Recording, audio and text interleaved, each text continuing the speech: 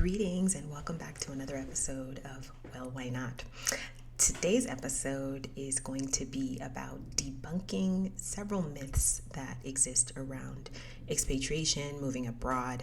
I mean, so many fears, so many doubts can come up when making big life decisions, but there are things that have been perpetuated as truths and they really aren't. So I'm hoping to help dissuade some of those potential issues that you think may be issues and put your mind at ease, at least for these points. So let's get started.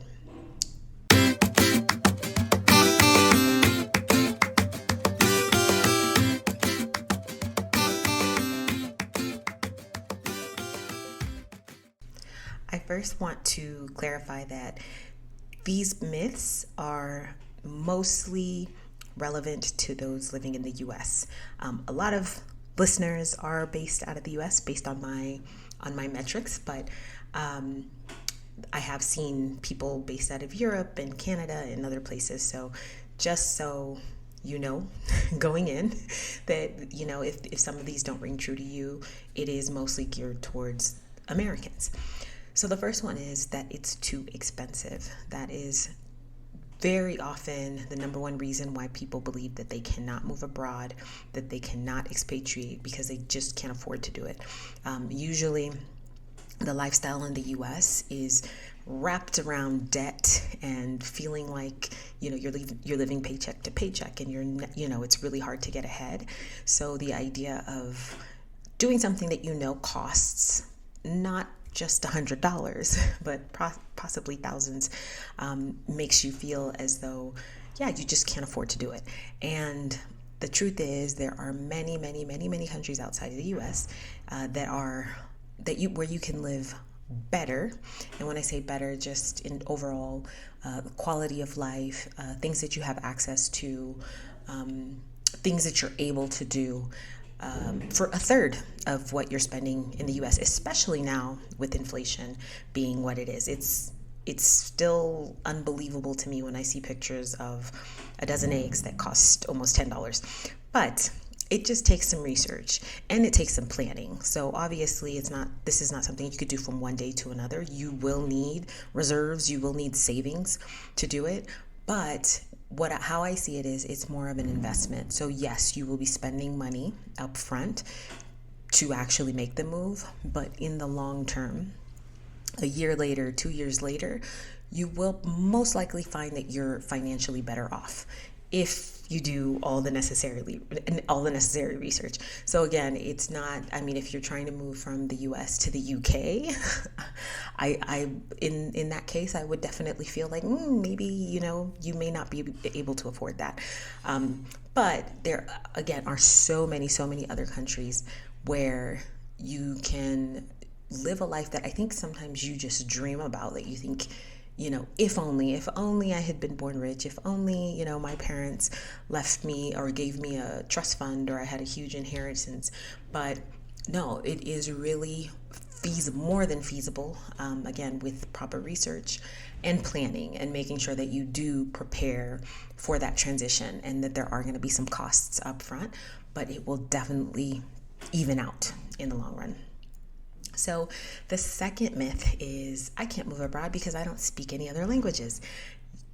While I am a big fan of learning languages, and I think that's something that you should do regardless of whether you even want to move abroad, because as we know, wherever you're located, most likely you are going to meet foreigners.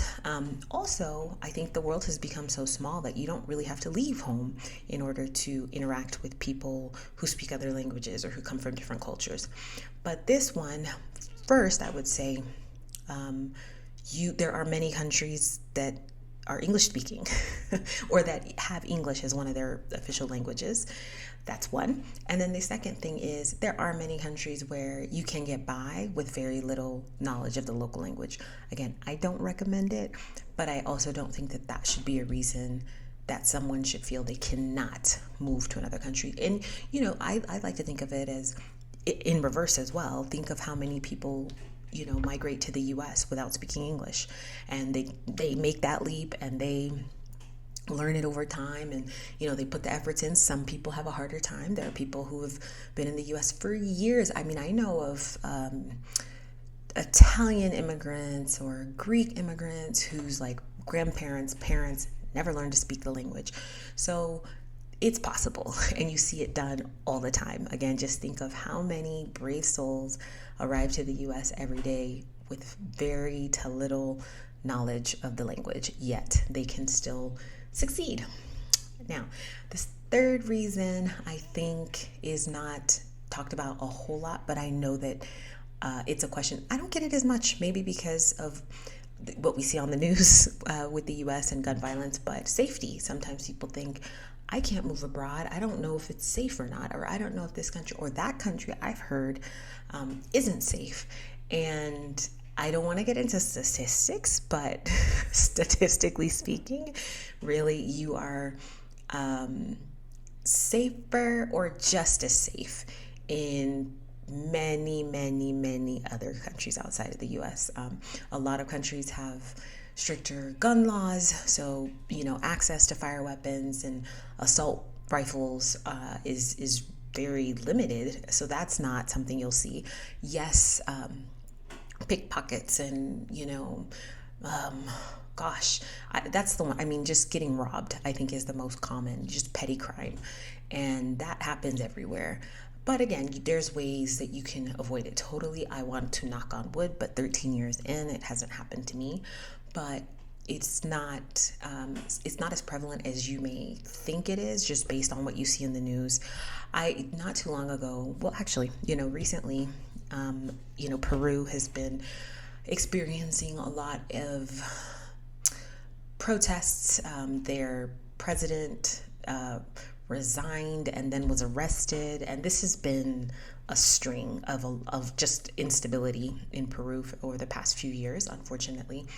And what I realized, because I am very much interested in what goes on in this region, I realized when I had to search and really look for news about what was going on, about how many people were getting hurt, how dangerous, how violent the actual protests were.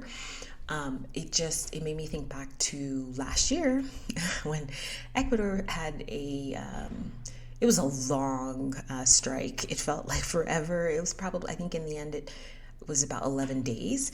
And, why it's newsworthy is because really the country, quote unquote, stops.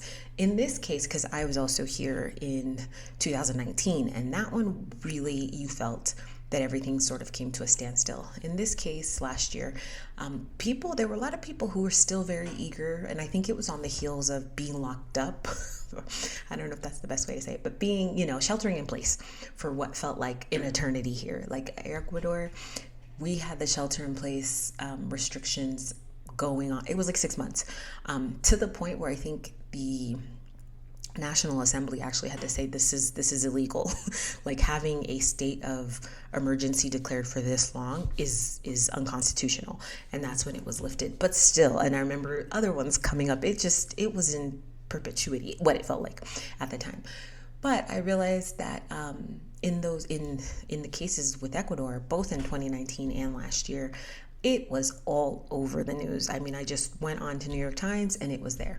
So, but in the case of Peru, not so much. So it's selective, right? And that's something I don't think we think about when we're reading the news, when we're receiving and digesting all the bad news that we get about so many different places. And it kind of builds our perception of the safety in other places, and we somehow feel that it's safer in the US. And this is not just on the American side. Outside of the US, I don't know how many times I've had conversations with people in Latin America where they felt that their children would be safer in the US than they are here, or in their respective countries. And I know that there are some cases, yes, absolutely. I mean, the Northern Triangle, there are some places in Mexico, absolutely. But really, statistically, no, it's not the truth. And when I kind of tell them, well, there's a lot of gun violence, and they say, really? And even though I think, mass shootings do get a lot of attention, and that's usually almost worldwide news, the daily, the daily counts of gun-related violence is not getting reported at all. Or, at least it's not getting reported internationally. It may be reported locally, because I have a friend who lives in Chicago, and I know that it is daily, but it's just not something that gets reported consistently internationally. And the US is not the only country that does this. Countries that depend a whole lot, or their economies depend a whole lot on tourism, tend to do the same thing. I see it with Peru, I see it with Jamaica, I see it with Mexico. So it is not at all uncommon, but again, it kind of just warps our perception when we're seeing it from the lens of American media. And so the last reason, or the last myth that exists around why someone feels they cannot expatriate, is they think of it as something only for retirees. I think this has been changing a lot. There is the FIRE movement, which I've mentioned on previous episodes, financial independence for early retirement, or for retiring early.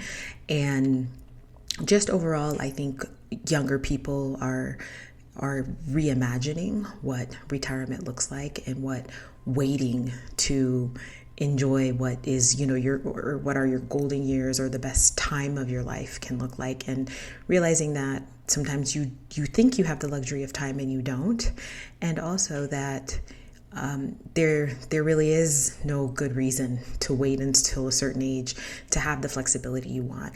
And that also comes with the idea of, retirement doesn't necessarily mean I stop working altogether. For a lot of people now, retirement means I just have more flexibility with my time. I can work on things that I choose to work on. I'm not forced into certain activities, or labor because I need to support my family. I can find a way to support my family financially and pursue, things that I'm passionate about, and that can change over time. That's the other piece of it, not feeling tied to certain careers for too long. But anyway, this is a whole other episode. But all that to say that younger people are making retirement-like decisions, and oftentimes that includes expatriating, because back to the first myth about it being too expensive, and realizing that they actually could live a better life abroad than they could if they stayed in the US.